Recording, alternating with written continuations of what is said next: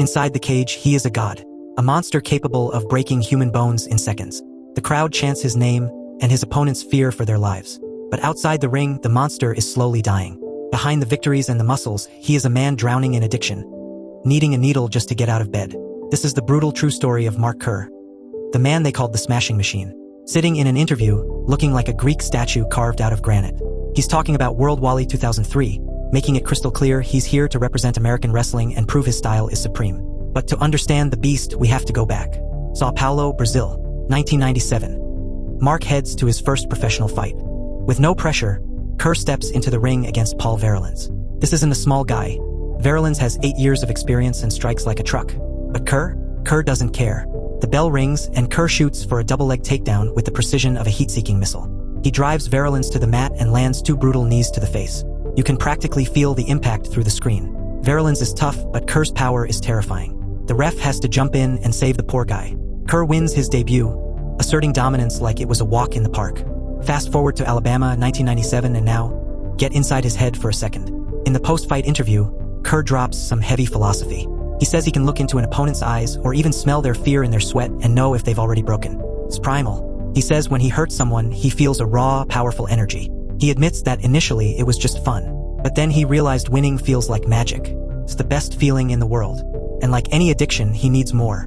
He fights one guy, then another, tearing through the tournament in Brazil. He's not going home until he's the king. And then, enter the legend, Mark Coleman. He cuts in, tells Kerr it's time. Kerr nods, switches into laser mode, and heads to the octagon. Kerr is about to fight Modi Horenstein. Kerr feels unstoppable. His cardio is up, his strength is peaking. He gives us this great metaphor. Most people are like flashlights, scattering their emotions everywhere. But Kerr? He's a laser beam, 100% locked in. Jump to 1999, Phoenix, Arizona. We see a softer side of the beast. Kerr is in a waiting room, and a lady asks about his black eye. She thinks he's a boxer. Kerr, being super patient, explains the UFC and MMA to her like a gentle giant. He explains that it's like martial arts mixed with boxing. He even signs an autograph for her shy grandson and tells him to not fighting. It's a wholesome moment. A nice guy, right? But then the tone shifts. He walks into the doctor's office, and his eyes immediately drift to the medicine bottles on the shelf. Red flag number 1. The doctor asks where he's been. Kerr explains he's in Pride now, over in Japan, kind of like the NBA versus the ABA. But on his way out, he stops at the pharmacy and asks for something not on the prescription. And just like that, the wholesome vibe is gone. Back home, the atmosphere turns strangely tense. His girlfriend, Dawn, makes him a protein shake. Kerr takes one sip and immediately spits it out, as if she'd handed him something toxic. The reason? She used skim milk. It's such a trivial detail, but it's enough to set him off. He reprimands her with a patronizing tone, a clear sign of how short his fuse has become. She apologizes softly, saying he should have told her about the change. They go to the gym, and Dawn is supportive, patient, and disciplined, sticking by his side. But when they get home, Kerr locks himself in the bathroom. He pulls out a syringe and shoots up opioids. This isn't just about pain management anymore. This is a full-blown dependency hidden behind a locked door. Kerr flies to Japan for Pride Championship 7. He's stressed. The organization owes him $3,300, and the suits are dodging him, claiming the contract doesn't officially exist. Classic shady promoter tactics. Kerr is desperate for the cash.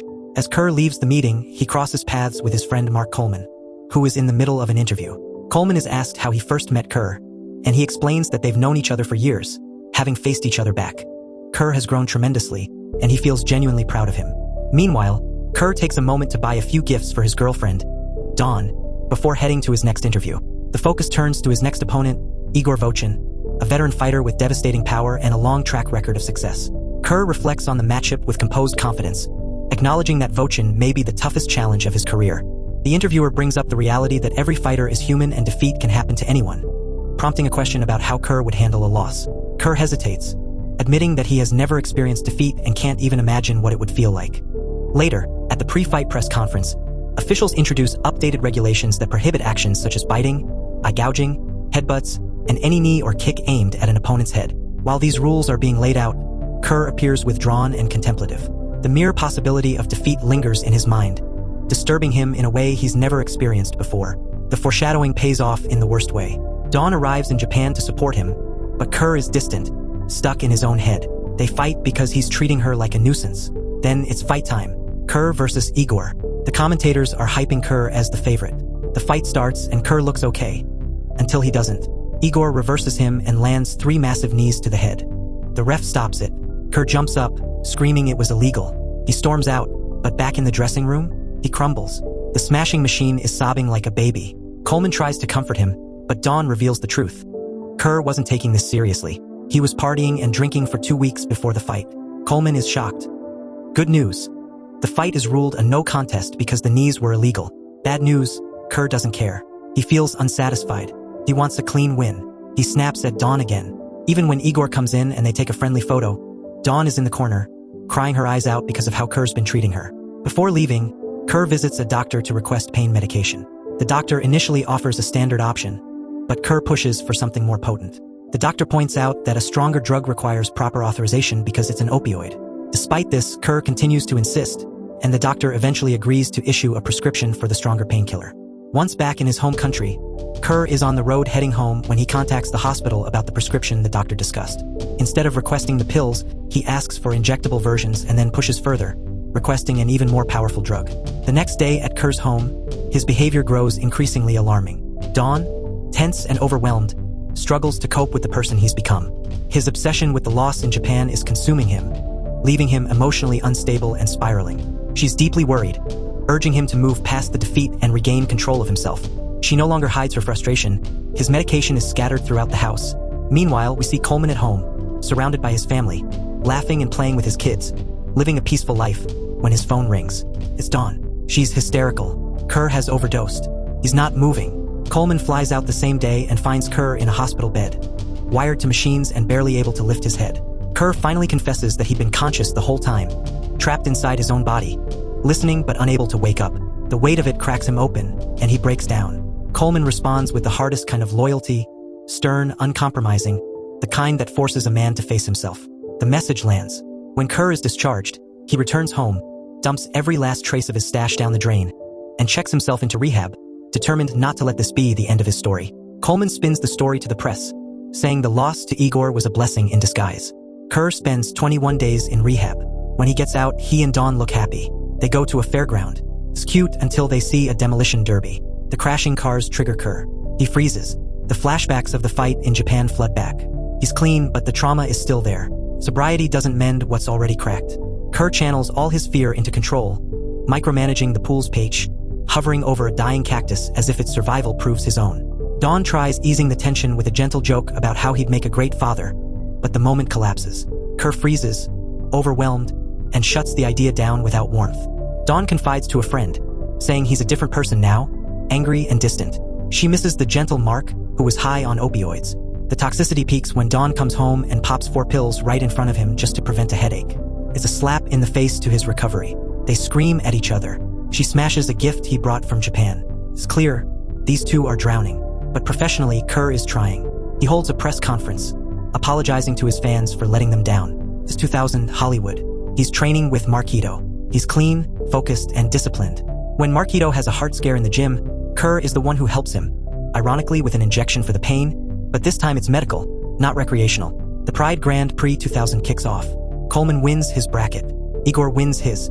Kerr dominates his first opponent, looking like his old self. Coleman rushes in to hug him. The bracket is set.